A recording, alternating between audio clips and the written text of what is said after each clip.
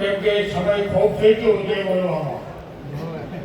અત્યારે આજ સુધીમાં આપણે સંતોની વાણી અને સંતોના અનુભવ પ્રમાણે આપણને બધાને જે કંઈ આપણી પાસે હતું તે આપણે બધાને બી શું છે. એટલે હવે એક વખત જય બોલો સદગુરુ મહારાજનું જય. સદગુરુ મહારાજનું જય. સદગુરુ મહારાજનું જય. આજે આપણો એક એવો અવસર છે. ઘણા ગુરુનું નામ સાંભળે છે પણ ગુરુને સાંભળતા નથી.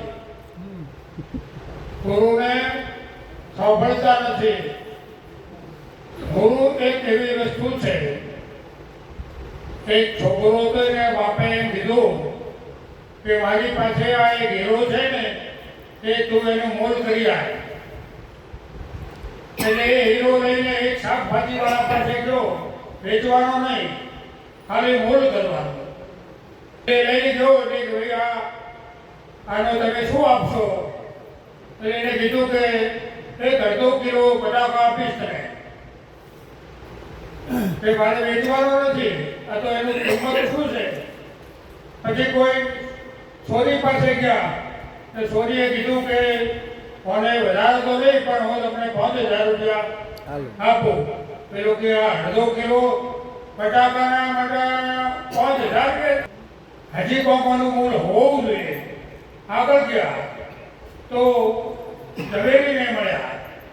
ઝવેરી કે આ હીરો અનમોલ છે પણ મારી તાકાત પ્રમાણે એની કિંમત કરું. આ હીરાની કિંમત 50 લાખ રૂપિયા છે. પેલો ધમકી ગયો, શું વાત છે? એટલે એક પોતાના પિતા પાસે આવ્યો કે બાપુજી ખરેખર છે ને કે જો આ હીરો એનો એ જ છે પણ જેવો વ્યક્તિ હોય ને એવું એનું મૂલ્ય છે. એમ જ્ઞાન પણ એક એવી વસ્તુ છે. આપણા મહાપુરુષો છે ને આ જ્ઞાનનો મહિમા આજ નથી, અનાદિકાળથી આવે છે. રામચંદ્રજી મહિનામાં એક વખત આવી સંતોની સભા રાખી અને સંતોના શબ્દો એમના મુખથી સાંભળવા માટેના એવો કાર્યક્રમ રાખતા. આવા ભગવાન જેવા પુરુષો હતા પણ સંતોના દર્શનનો શું મહિમા છે ને એ જેને ખબર છે ને. જેમ કે હીરો પડ્યો છે ને એની કિંમત તો કોઈ ઝવેરી લાવે. એમ આપણા જીવનમાં પણ આપણે એક હીરા જેવું આપણા મહાપુરુષો કહે છે કે જે હીરો હાથમાંથી જાય છે આ ખોયા પછી રોવાથી શું થાય છે. આ શરીર છે ને એ હીરા સમાન મળ્યું છે આપણે. અને હીરા કરતા પણ અનમોલ તેની કિંમત ના આપી શકાય. આપણે મહાપુરુષો પણ એવું ગાયું છે કે કયા કંચન નગર સોહામારું મહિમાન શુભો સરદાર અવસર આવો નહીં મળે. આવો અવસર ફરીવાર નહીં મળે. આપણને કોઈને ખબર નથી કે માનવ શરીર આપણને ફરીવાર મળશે. આ એક અનમોલ હીરો મળ્યો છે પણ એ હીરામાં અમારે ઘણા ભાઈએ ભજન ગાયું કયા કાયામાં છે ને એને તમે ઓળખી લો. અને આપણે આટલી જ વાત સમજવાની છે. માનવ શરીર મળ્યા પછી આપણો એક જ ઉદ્દેશ છે, ગુરુ. અને જો ગુરુ મળે ને તો અમારે નાગલાબેન ભજન ગાય છે કે સૂરજ ઉગે ને પછી અંધારું ના થાય તો અજવાળા થાય એવા ગુરુ શોધો. આજે સૂરજ ઉગે અને જો અજવાળું ના થાય તો એવા ગુરુ ના ફળતા. એવા ગુરુ ફળો કે સૂરજ ઉગે. અને ઘણાને ગુરુ મળ્યા પણ છે. ઘણા લોકો કે ફળવા ભાઈને ગુરુ મળ્યા પણ હતા એવા છે કે એમાં ગુરુનો કોઈ ફેર ના હોય. પણ કોક આપણે હીરો તો હીરો એ છે ઓંકનાર ના હોય, એનો ઝવેરી ના હોય, એનો પારખ ના હોય તેની કિંમત પણ એવી જ થાય. એમ આપણા શરીરની કિંમત છે ને જેવા વિચારો જેવા વ્યક્તિઓ એવું હોય એવું આ શરીરનું મૂલ્ય થાય. આપણે આ એક છડી છે ને એક મહાપુરુષે સોનાની નગરી લીધી છે. કૃષ્ણ ભગવાન હતા ને એમણે 10 દરવાજાની નગરી હતી એ સોનાની. અને હું આપણે વધારે નહીં પણ 1977 સાલમાં દ્વારકા ગયો હતો. એ કાકા પૂછું કે કેટલા વર્ષ છે કાકા તમે? કે મને 80 વર્ષ થયા છે. તો તમે 150 વર્ષની વાત ગણો છો કે આ દ્વારકાની અંદર તમે કોઈ ફાળો ખોદો એમાં જોયો સોનાની ઈંટ નીકળે છે. એ કાકા આ તો બધી વાતો છે. સોનાની ઈંટ નહીં, સોનાની જો નગરી હોય ને તો હોનું કોઈ દાડો આપણને બધાને ખબર છે કે ગમે અગ્નિમાં નાખો ને તો એ બળી ના જાય, કદી ઓછું ના થાય, પણ જમ પડે ને જમ ઘણી એને એને ચોખ્ખું થઈ જાય. એમ આપણા સંતો કહે છે કે એ નગરીની વાત કોઈ જુદી રહીએ. સંત પુરુષો એ વાતને માન્ય નથી કરતા. સોનાની 100% છે. આપણે આ નગરી પણ સોનાની જ છે. તમે એક હાથ માટે કહો કોકને કે 50,000 રૂપિયા આપો, આ હાથ તમે મને આલો તો આલે એના ભાઈ મારે નથી આલો, આ એક હાથ વગરનો મારે શું કરવું? તો તમારો આ હાથ છે ને એની કિંમત વધારે હોય એવું લાગે. એક અંગની કિંમત તમે વિચાર કરો ને તો તારે લોકો પૈસા માટે શરીરની કિડની વેચી મારે, હૃદય વેચી મારે, તો એ પૈસા કેટલા હોય છે એની કિંમત છે ને આપણે નથી આપી શક્યા. આ તો સંત પુરુષોએ એવો મહિમા સમજાયો છે કે આ કાયા મળવી મુશ્કેલ છે અને જેને મળી છે ને એનો મહિમા જાણ્યો નથી. આપણને આ શરીર મળ્યું છે ને એક જ ઉદ્દેશથી મળે છે અને બીજું બધું તો તમને ઓટોમેટિક મળવાનું જ છે. ઘણા લોકો એમ કહે કે ઓટોમેટિક મળે તો ધંધો છૂકરા કરે, બધું જો નોકરી છૂકરા કરીએ, એમ નથી. આની વાત આખી સમજવાની. આપણે આવી જગત ગુરુ શંકરાચાર્યએ એક વાત કરી છે કે બ્રહ્મ સત્ય અને જગત મિથ્યા. આપણને જગત મિથ્યા છે એવું જો ના સમજાય, પણ એ ના સમજાય ત્યારે એ મૂળ વાત તમે જાણતા નથી.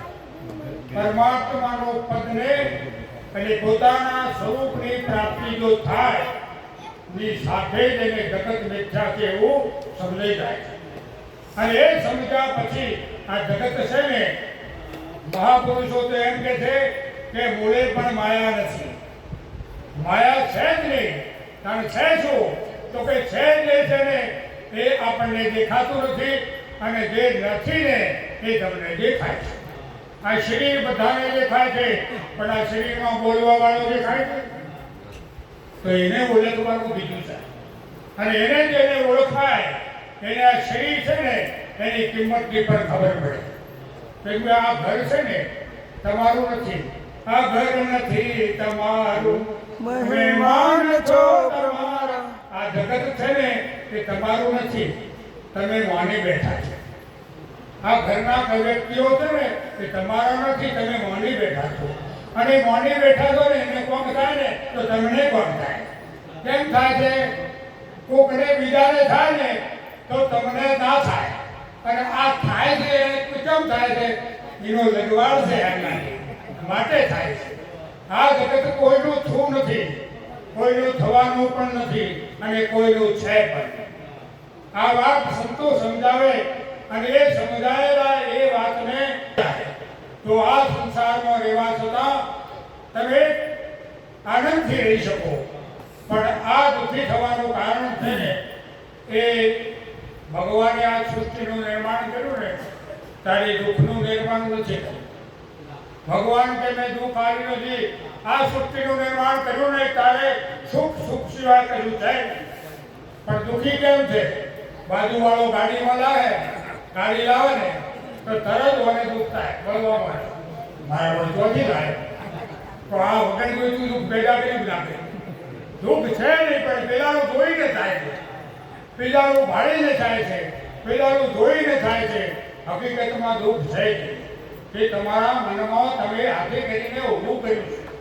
એટલે સુખ દુઃખ આપણા નરસિંહ મહેતાએ પણ ગાયું છે કે સુખ દુઃખ મનમાં ના આણીએ, કટ સાથે ઘડિયા તાળા કોઈના ન ટળે, રઘુનાથ જડિયા. આપણને ખબર પડી જાય કે આ દુઃખ ને સુખ ચોથી આવે છે.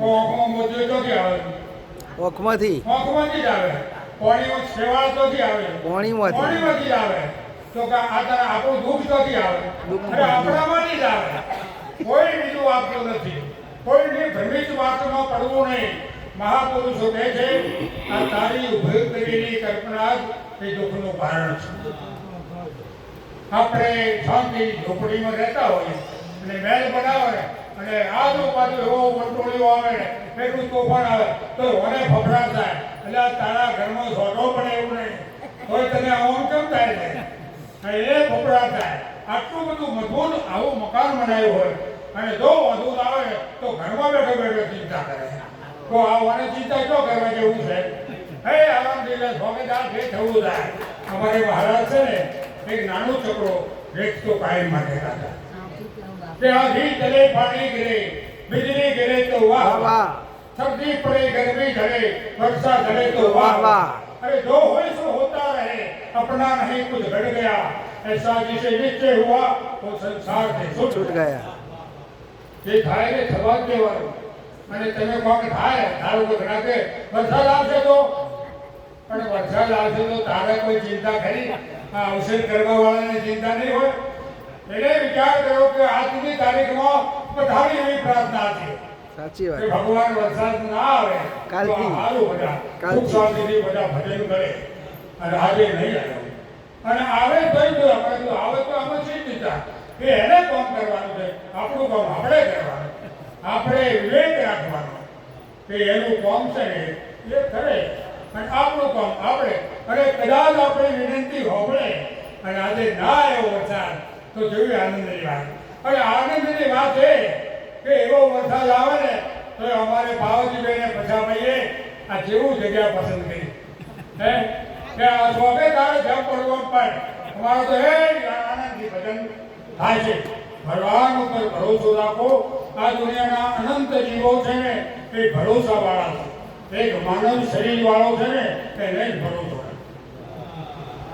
ફક્ત હવા ઉઠે ને ખાવાનું મળી જ જાય એક શેઠ હતા ને એમને 99 પેઢું ચાલે એટલું હતું પણ દોય સવારમાં ઉઠીને ઉદાસ થઈ ગઈ એટલે મોડી ઉઠે ને એને ખબર પડી કે મારા શેઠને કોઈ મનમાં પહેરી ગયું છે શેઠે કીધું કે શેઠ તમે કેમ નિરાશ થઈ ગયો કે કોઈ નહીં તને ખબર ના પડે કે મને ના ખબર પડે પણ મારા તમારા શરીર ઉપરથી મને ખબર પડે કે તમે કોક ચિંતામાં એટલે એમણે એવું કીધું કે મારે 99 પેઢી છે ચાલે એવું છે પણ એક પેઢીનું થઈ જાય તો 100 પેઢી ચાલે એવું થઈ જાય 99 રૂપિયા હોય ને એને આખી રાત ઊંઘ ના આવે 1 રૂપિયો કરવા માટે રાત ને દાડો માટે પહોંચાડે થઈ જાય જો આ ઉપાધિ નથી એટલે 99 વાપરે પણ આ એકની ઉપાધિમાં 100 ની ઉપાધિમાં આખી જિંદગી બગાડી નાખે આજે પણ તમે જુઓ આ સંસારના જીવોને સંતોષ જ નથી બાકીના બધાને સંતોષ આ કૂતરું રહે આ છોકરું રોટલો ખાઈને આય તમે જુઓ એ જાય શાંતિ હોઈ જાય અને આવવાને ઊંઘ જ ના આવે એટલે આપણે એ 99 પેઢી પછી કીધું કે તમે એક કામ કરો આપણા ગામના ધોબે છે ને તે મહારાજ તમારે શેઠ તમારે હવામાં જઈને એક સીધું આવી આવવાનું તે જ ના તો હવામાં પેલા થઈ શેઠ તો નાઈ ધોઈને જાગે એટલે પેલા મહારાજ શું કહે કે આમ તો સીધું આવી ગયું હવે કાલ આવવું હોય અરે મોડા કાલ માટે રાખો કેટલા કાલ માટે નહીં આજનું કાલ આજે કાલની વાત કાલ પછી એમ કરતા કરતા 10 દાડા છે ને પણ શેઠનું સીધું ના શીખાડજો એટલે શેઠે વિચાર કર્યો તો મારા બધા રાત હોને કેવું મગજમાં બેઠું કે આ બીજા દાડાની ચિંતા કરતો નહીં અને સારું હું 99 પેઢું ચાલે એટલી છે તોય થઈ ચિંતા કરું છું એટલે મને મેં કીધું કે મને ખરેખર છે ને તું વાત કહેશે સાચી એમ આપણે પણ જાગવા જેવું છે આ સંતો છે ને જગાડવા આવ્યા છે આ જીવને જગાડવા માટે આવ્યા છે આપણા બાપુ સાહેબ ભજન ગાયું અરે ચેતો તો ચેતાવું તુજને રે પામર પ્રાણીઓ અરે સામે કરજે મારું મારું અરે આમાં નથી કોઈ તારું આટલું સમજવાનું છે આમાં નહીં અને તું માની બેઠો છે કઈ નથી તારું અંતકાળે રહેશે નારું રે પામર પ્રાણી. અરે મારું મારું શું કરે છે આ જેટલા મારું મારું કરીને જેટલાય જતા રહ્યા આ જમીનમાં 10 ફૂટ ખાડા હતા અને આ પ્રજાપતિઓ પાછા ખાડા ટેકરા એ મંગળા બનાવી દીધા આજે જીવનમાં પછી આજે એક વાત સમજવાની કે જે મળ્યું છે ને એમાં આનંદ માનો કાલની ચિંતા ના કરો ને કાલની ચિંતા કરી તો આ જે પડ્યું છે ને એ તમે નહીં થઈ શકો અને કાલની ચિંતામાં તમારું જીવન જતું રહે એમ આપણે મહાપુરુષો કહે છે થોડામાં ઘણું જે મળ્યું છે ને એમાં આનંદ કરો અને આપણને ભગવાનનું નામ લો પરમાત્માનું નામ લેવા માટેનો આ માનવ શરીર મળ્યું ભજન નહીં કરો ને તો ભૂત થાશો એ મહાપુરુષો કહે છે તમામ કે ભજન નહીં કરો ને તો ભૂત થાશો હા એટલે આપણે છે ને આ શરીરે ભજન કરો એવી મારી પ્રાર્થના છે જેને જેને પરમાત્મા મળ્યા છે એને આ સુખ ભોગવ્યું છે ઘણા લોકો કે ઓમાં શું લેવાનું નકામા ઉજાગરા કરો છો ઉજાગરા નહીં અમારે તો જાગરણ છે. જાગતા રહેવાનું કીધું છે જાગતા નર જેવી ગોરખ જાગતા નામ જેવી જાગતા નર જેવી મળે નિરંજન દેવ ગોરખ જાગતા નર છે આપણે જેને જેને જાગ્યા છે અમારે ભરૂચ આ ભારતી બેન છે ને સૌથી પહેલા અમારી મુલાકાત કરી છે સાચી બહુ વર્ષો પહેલા મને કે ચલો ભગવાન બતાવી દો મેં કીધું ના બતાવું તો ગુરુ ગાતા અને આખી રાત હવાના 6 વાગ્યા એવા પ્રશ્નો કર્યા અમારે આ પાર્વતી બેન અને એ જ પાર્વતી બેને આજનો મહિમા તમે જુઓ ને તો પાર્વતી બહેનો છે પાર્વતી બેન અને એવા શંકર ભગવાન જેવા પુરુષોત્તમ મળ્યા ખૂબ બાકી રહે પછી બે માંથી એટલે આજનો પણ બહેનો આટલે બધો ઘણા ટાઈમ થઈ જામે પછી 30 વર્ષે અમારો એનો અનુભવ છે બહુ આનંદિત છે મારી જાય તો ખુશ થઈ જાય આવો ભાવ અંતરનો હોય દરેક કાર્ય કરો પણ ભાવ વગર ના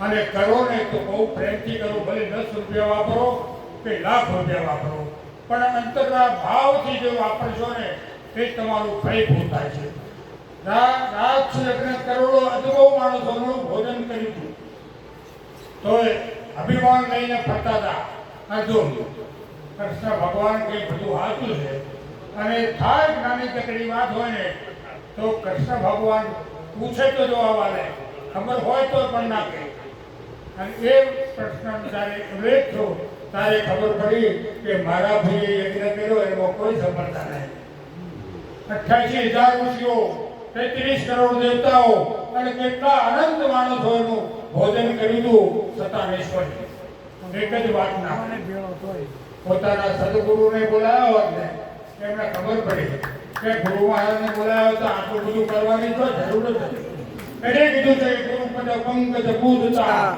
તૌદ લોક પૂજાય શ્રી ગુરુ રંચી શારદા ગુરુ તળા જસકાય એટલે ગુરુનો મહિમા આવો છે ગુરુનો મહિમા જેને જાણ્યો છે ને એનો આમાં આનંદ છે અને જેને જાણ્યો નથી આ તો સાચો હીરો હોય ને તો પણ ફેંક જાય કેમ કે એના આગળ કશું નહીં કારણ એને પથ્થરો લાગે અને સાચો હીરાની જેને બોલ કર્યું છે એનો આ મહિમા છે આજે આપણા મહાપુરુષો છે ને આટલો બધો આનંદ ભોગવી રહ્યા છે આજની અનાદિ કાળથી ચાલ્યું આવે છે ગુરુ પરંપરા આજની નથી વર્ષોની છે પણ જેવા જેને ગુરુ મળ્યા હોય અગર તો અમે નહીં કીધું કે પૂરા ગુરુ મળે અને પૂરા ગુરુ મળે ને તો તમને રખડવાનું ના હમતા પૂરા ગુરુ મળે તો તમને સ્થિર કરી દે આ પૂરા ગુરુની નિશાની અને તમારે ક્યાંય ભટકવું ના પડે ગુરુ મળી જાય તો સ્થિર થઈ જાય અને એને કોઈ ટકા ગુરુ પર વિશ્વાસ રાખે ને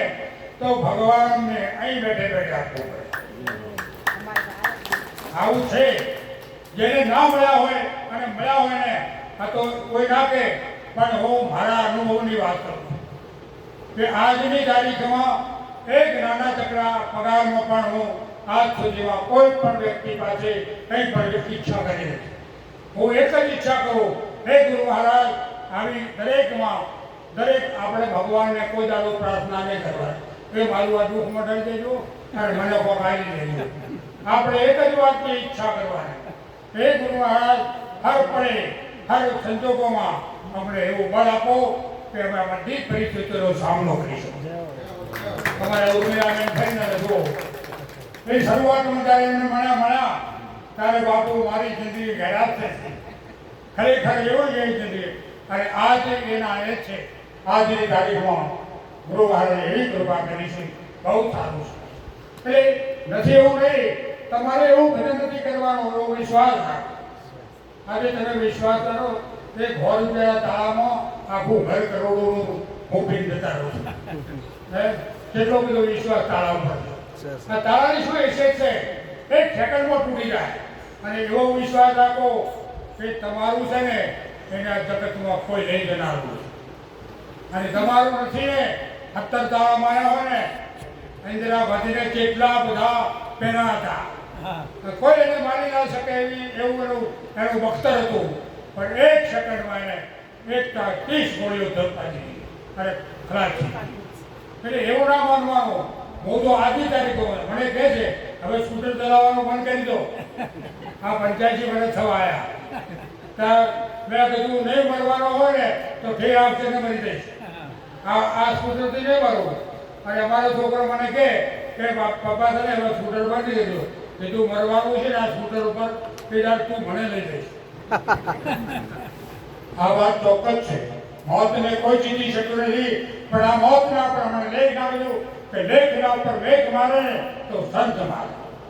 આ લેખના ઉપર કયો લેખ એવો છે કે જન્મ મરણનો લેખ છે કે કોઈ મીઠા કરી શકે નહીં, પણ જો સદગુરુ મળે તો કહી દે અમારો વેલા કે મારે મરવાનું નહીં, મારે મારી ભલા. સદગુરુ મહારાજનો આજનો મહિમા બહુ સુંદર રીતે પસાર થયો. આજે હું ખુદ છું બધાને. અને અમારે જો આ બે જણની સાચી કમાણી છે, તો સાચી કમાણી હોય ને આનંદ પાડે, અને જૂઠી કમાણી હોય ને ઉપાધિ કર્યા. એટલે સાચી કમાણી કરજો. આપણે આ કમાણી છે ને રૂપિયા બધા કમાય છે, હું કમાય ને એક નાણામાં નાણો, અને ગમે તેવા માણસો પણ કરોડપતિ થઈ શકે છે. પણ નીતિ વિના ન્યાય નહીં, અને વિવેક વિના જેમ જ્ઞાન, આસ્થા વિના જાણવો હોતી કાગ સમાન. આપણે ગુરુ પર કરાયા પછી એવો વિશ્વાસ રાખો કે મારા ગુરુ મહારાજ જે કર્યા અને વાત 100% છે, અને એ કરશે ને એવું આ દુનિયામાં કોઈ સપ્ત દીપ નવ ખંડ में गुरु से बड़ा ना कोई, अरे करना हो सो कर सके गुरु करे सो. એટલે આપણે ગુરુ પર કરાયા પછી એવો વિશ્વાસ રાખો, અડગ રાખો. અરે જેને ભગવાનને જોયા નથી, જે માતાજીની મૂર્તિનું પૂજન કરે છે એ માતાજીને જોયા નથી, અને તોય એના ઉપર કેટલો વિશ્વાસ રાખે છે. અને આ પ્રગટ પરમાત્મા સદગુરુ મળે અને એના ઉપર વિશ્વાસ નહીં. એ વિશ્વાસ કરો પછી ખબર પડે. અમારે મારા મહારાજની જોડે બેહેલો તો આ ઢોરડાના બધા લોકો એમ કે આખો દાડો માં બેહેલો તો આ રોટલા શું ખાઓ? મેં કીધું રોટલા ખવડાવવાની ખબર નહીં તમને, એ ખવડાવવા વાળો ખવડાવે છે, તમને તેની ચિંતા થાય. એમ ગુરુ પર વિશ્વાસ રાખો, અટલ વિશ્વાસ. ગુરુ મહારાજ છે એ દરેક કાર્યમાં તમને સફળતા આપે છે. એટલે તેનું મને વિધાયું વાલાજીની સાથ, મને વાલો વિચારા વેદી છે. આ તે કહોર ઓળંગા મારા ઉરમાં, બીજી વાલી ના લાગે વાત, મને વાલો વિચારા ના વિસરે. એટલે આટલું કઈ મારું રાણીને વિરામ આપું. સદગુરુ મહારાજનો જય.